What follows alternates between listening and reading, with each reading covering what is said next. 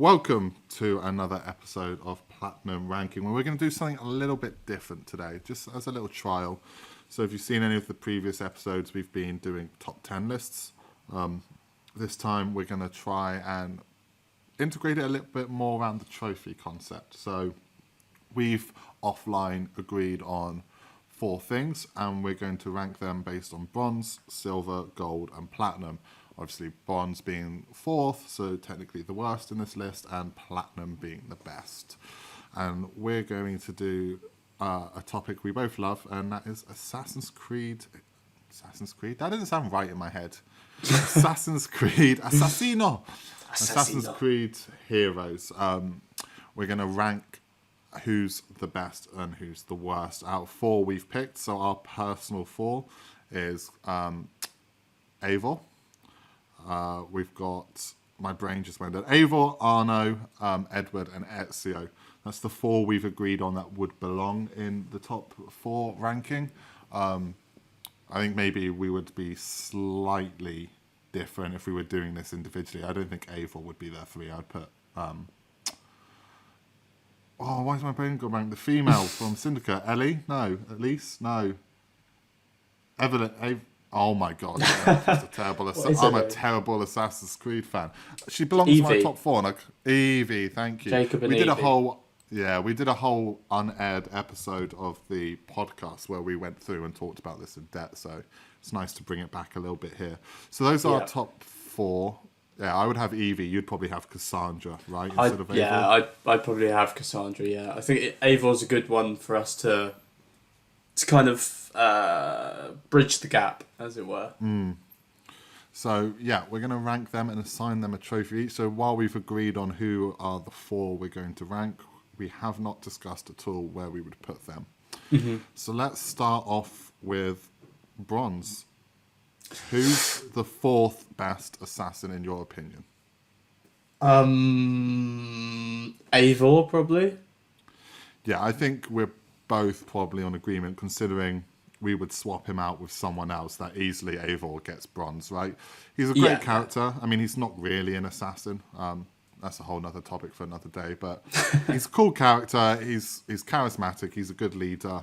He has an interesting story mixed in with Odin. But yeah, I think easily we're in agreement there that he's bronze. Yeah, I mean, yeah, he's pretty cool. His game's pretty good as well. Like, the setting is pretty gnarly. And yeah, you've covered all of his best points, and he's also got a really cool beard. He does have a cool beard and a cool hairstyle. And the male Eivor in particular has a really like silky voice that I love listening to. Yeah, I don't like the voice for the female one. Not that she's female or anything, but she's very like Scandinavian, and it's like almost grating. But yeah, no, Eivor's cool. He just takes no shit. That's why I like him mostly, and because he's not an assassin. Exactly. No, I was to say, apologise to any Scandinavians, as Mark just referred to the accent as grating. Just hers, not everyone's. Just hers. So we'll be quick with him then. So Eivor gets bronze. Yeah. Who gets silver?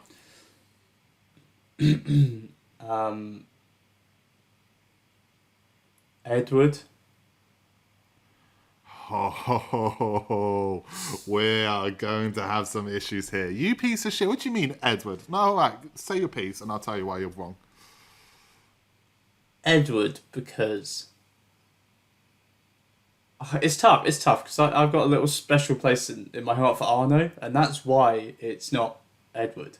Edward's cool, but he's also not an assassin, which irks me. He is though. At the end, he is. Sure, but that's more than Eivor ever was. Yeah, okay, I get you there. He's a bit of a dick. Like, he kind of pushes everyone away, and then expects them to kind of join him, and then, yeah, he's just a bit of a nonce. He's a bit of a nonce. No, I'm joking. He's a bit of a knob. I meant to say. I said nonce instead. Yeah, I like. Don't get me wrong. He's in the top 3. I don't know. Yeah, Edward's cool, but... No. Edward. Okay, yeah, all why... right. He's brash and arrogant. I get that, but like that's a big part of his character arc is him it's not softening completely, but a little bit. And he's not arrogant in a dislikable way. I would put Arno as Silver. We both have a soft spot for Arno. I don't think many people would put him in his list, but I think Arno sometimes errs on the bad, arrogant side. And if I was thinking between Arno and Edward, like, who made me smile the most? Who was more compelling to me? And I think Arno's story is a little bit more been there, done that, where Edward's, I think, is a little bit more fresher. And I think Edward is more layered than Arno is. Yeah, I mean, I get what you mean, but Arno is... I don't know. You're very compelling, Jack. I'm trying to be. I want to win this, but...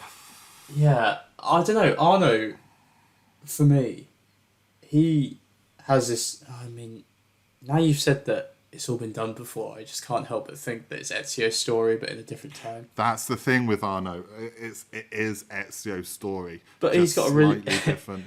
He's got a very cool costume. He does have a cool costume. I like the setting of the game. Like, the French Revolution is very, very cool. He's got a cool nickname. You know, his name is Pisspot, yeah. So that goes, you know, into silver position. I do love every time I hear him get called Pisspot. Yeah. But we're not talking about games or costume. We're talking about individuals. Okay, you know what? You've beat me on this one. Yeah, Arno for silver. Arno for silver, because he's actually not that memorable. His game is, but him as a person, I couldn't tell you what his favourite colour was, but I could probably Can you tell me what Ezio's favourite colour is? Probably like red. Yeah, the blood of his family. Yeah, or like a deep purple. For the feathers and stuff as well. He loved collecting those feathers. You know he's using those feathers to put blood on them, just like Altair. Yeah, and old Edward's favourite colour is probably yellow or something like that. It's gold, the colour of money. Yeah, so kind of like yellow. Yellow in German is Geld, which is like gold, so we were kind of right. Can I get you to pronounce that one more time, please? Geld. Geld. And I'd say Ava doesn't have a favourite colour. Ava's favourite colour is death. Cheating. Is stealing his best mate's girl. That's his favourite colour. Yeah. We can of course say our separate personal rankings afterwards, but we have to agree on this. So are we saying Arno for silver? We're saying Arno for silver because he's not overly memorable, but he's in a good game. Yeah, and the story's been done. That's the thing. I do think he's a bit more memorable, hence why he's in our top four. But yeah, his story's been done. It's a very heavy love story, and I just think he's sometimes the bad kind of arrogant, but yeah, still a lovable character. I still love him. But so Arno for silver. Who's gold? Edward for gold. Edward for gold. I would absolutely agree with that. I think he's a fantastic character. Sorry, he's lovable. I mean, we've just described him a little bit when comparing him to Arno, so I won't get into it too much. Obviously, he's got that swashbuckler, cocky Han Solo vibe going for him. Mm-hmm. So gold is very deserving, but he doesn't beat Ezio, I think, in any capacity. No, and Edward is also Welsh, which is pretty cool. I like that. So I thought you were going to say he drops down a point for that. Oh no. He's he's part of the UK, so that's always good. It's a point in my book. So we'll go for Edward for gold, which means platinum is our boy Ezio. He's got to win. He's just, I think he's on the top of everyone's list, right? Yeah. You always see him, at least in the top 3 of all these rankings. Obviously, we're not the first people to rank characters in Assassin's Creed, but he's always in the top 3. Yeah, and like, even though we're not bringing games and stuff into the kind of debate, he has had 3 games. He's got that full story from like life, inception to like death. He's cocky, but in a good way, not in an arrogant way. You see a character development throughout the games, but also you get to know his family as well, which is something we didn't speak about on the unaired episode. But you have all these other characters, and normally they all die. All their families die. So like Bayek's family all die. Eivor's family die apart from his brother. Arno's dad dies. They all die. His girlfriend dies. Yeah, and Ezio's family, some of them die, like his dad and his brother die, but he's still got his sisters and his uncles and stuff. It's a me, Mario. Yeah, it's a me, Mario. No, Uncle Mario kicks it though, doesn't he, right? I think eventually, but it's... Yeah. Eventually, yeah, I think so. But sorry, that's British slang for death. Did he fucking kick it? Did he fucking kick it, lads? Innit, bruv? He got clowned out proper, innit? Smacked out. Yeah, and I think, Ezio... Yeah. And plus, again, with gameplay and narrative, he had that direct connection with Desmond. And I love Desmond. I think Desmond's such a good character. But yeah, no, I really like Ezio. I think he's probably the games I've also played the most. Oh, of course.